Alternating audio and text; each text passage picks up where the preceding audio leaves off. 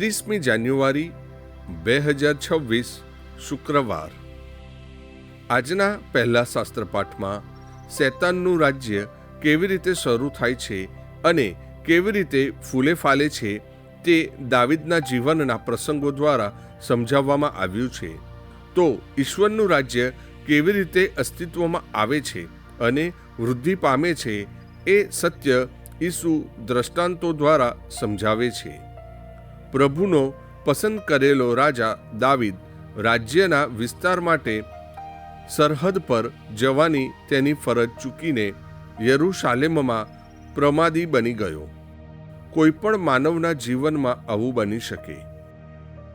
શૈતાને આપણને ફસાવવા એવી તો જાળ બિછાવી છે કે જેમ કરોળિયાની જાળમાં માખી ફસાઈ જાય છે તેમ આપણે પણ ફસાઈ જઈએ છીએ। આપણે તો નમ્ર રહેવાનું છે, સાવધ રહેવાનું છે। આપણી પવિત્રતાનો આપણે ગૌરવ ન કરી શકીએ। ઈશ્વરનું રાજ્ય આપણામાં વિકસતું રહે છે।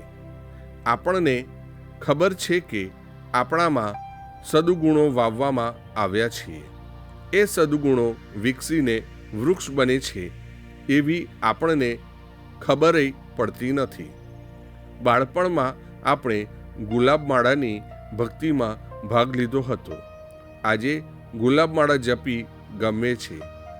ઈશ્વરના રાજ્યને આપણા જીવનમાં વિકસાવનાર પવિત્ર આત્મા છે। શૈતાનને આપણે ના જીતવા દઈએ। પ્રસ્તુત કરતા અમૃતધારા Don Bosco animation centre Kapadvanj.